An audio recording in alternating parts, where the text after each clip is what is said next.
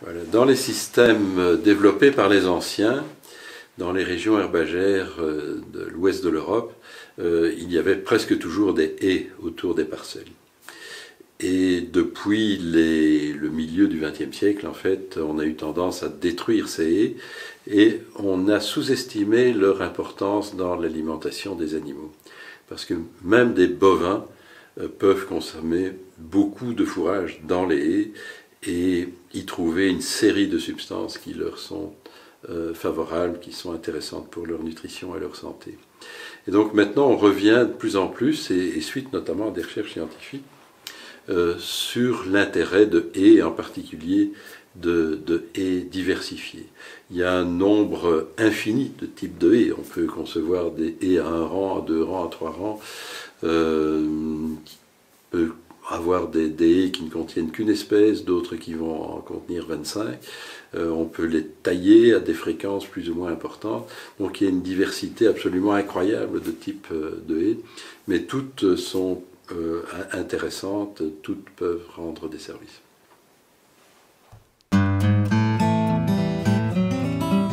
Voilà, ces haies peuvent rendre une grande diversité de services aux animaux, à l'exploitant et à la société tout entière d'ailleurs, parce qu'elles jouent aussi un rôle dans le paysage et pour la conservation de la biodiversité. Pour les animaux, les haies sont avant tout un abri vis-à-vis du soleil, des fortes chaleurs, et c'est important parce que des jeunes veaux, par exemple, peuvent mourir d'insolation s'ils n'ont pas l'abri d'une haie ou d'arbres isolés. Donc ça n'est pas un détail. C'est un abri vis-à-vis du vent, surtout au printemps et en automne, et c'est un abri vis-à-vis de la pluie. Et donc ces différents types d'abris augmentent le bien-être animal et ont un impact aussi sur la production de lait et de viande. Un animal qui a froid, à cause d'un vent froid et de pluie battante, a besoin de plus d'aliments que s'il se trouve dans des conditions plus confortables.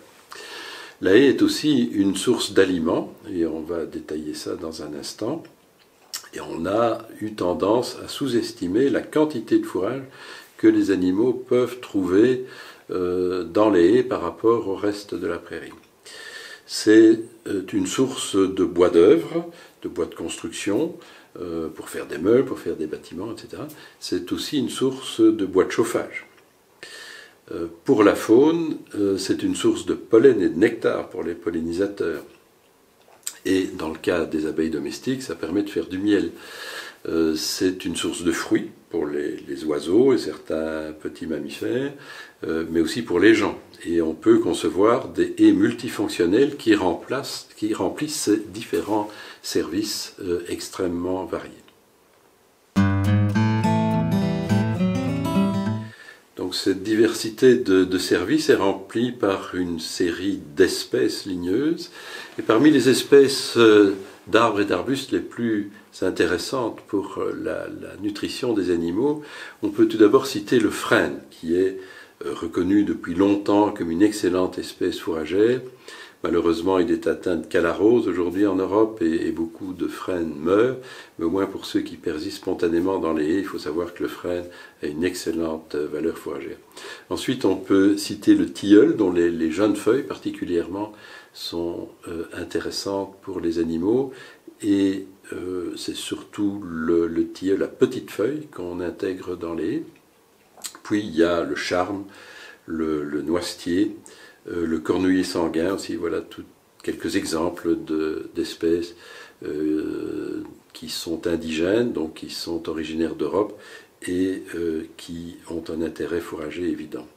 Alors, il y a le cas particulier du mûrier blanc, qui n'est pas indigène en Europe, mais qui a de loin la meilleure qualité fourragère par rapport à toutes les espèces qu'on vient de citer et bien sûr à d'autres. Et c'est une espèce qui est très adaptée aussi pour la nourriture des chèvres.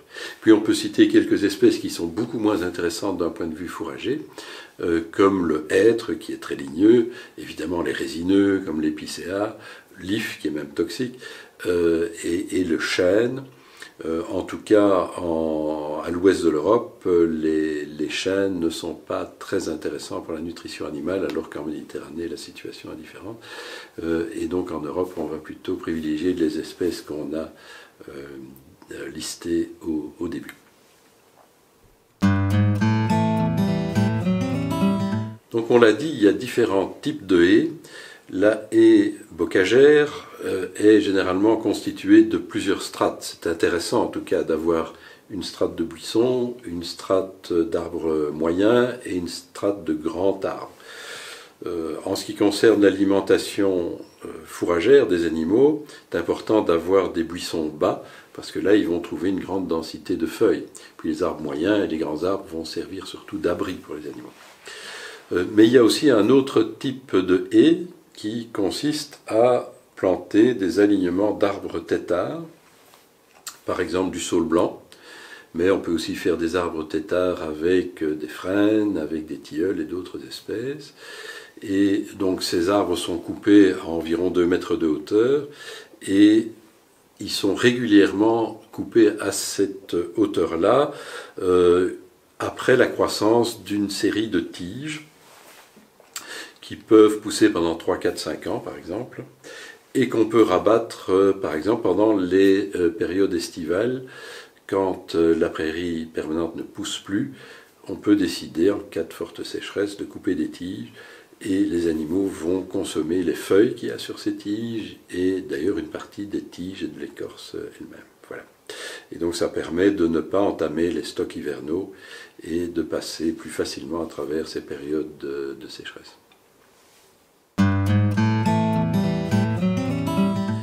Alors, parmi les ruminants, les bovins, les moutons et les chèvres ont un comportement particulièrement différent des deux autres, je dirais, puisque à l'état sauvage, elles consomment surtout des ligneux et très peu d'herbe, alors que les moutons et les bovins consomment essentiellement de l'herbe à l'état sauvage.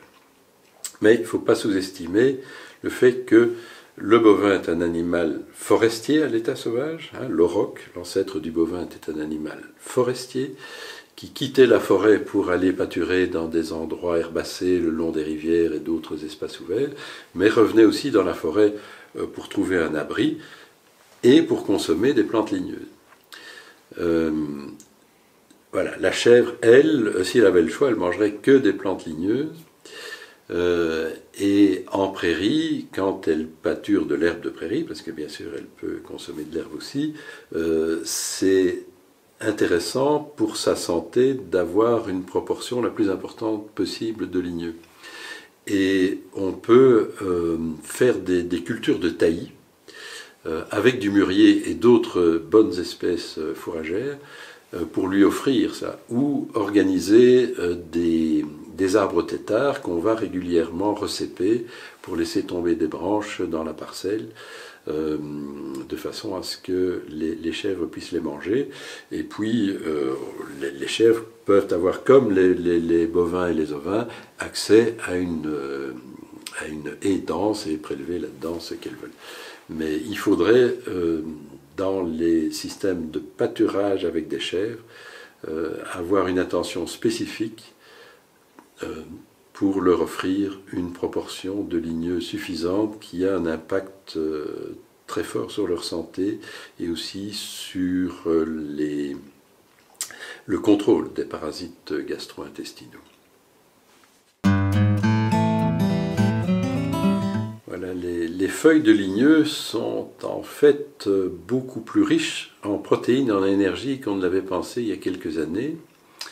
On a fait pas mal de mesures, disons, depuis 10-15 ans à ce sujet-là, et c'est assez surprenant que, en fait, la qualité est très bonne, y compris la digestibilité, bien sûr, surtout pour les jeunes feuilles, mais même pour des feuilles plus âgées.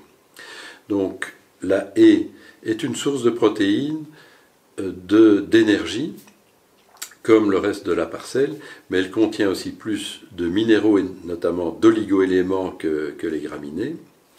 Et c'est également une source de tanins, et ces tanins peuvent contribuer à réguler l'alimentation protéique des animaux en facilitant la gestion donc, et la digestion surtout des protéines que les animaux peuvent trouver dans l'herbe, dans les graminées, dans les légumineuses de la prairie. Et puis les tanins contrôlent aussi les parasites gastro-intestinaux. Et donc c'est une sorte de médecine aussi, c'est une sorte de pharmacie finalement. Et ça c'est particulièrement important pour les chèvres et les moutons et également les jeunes bovins.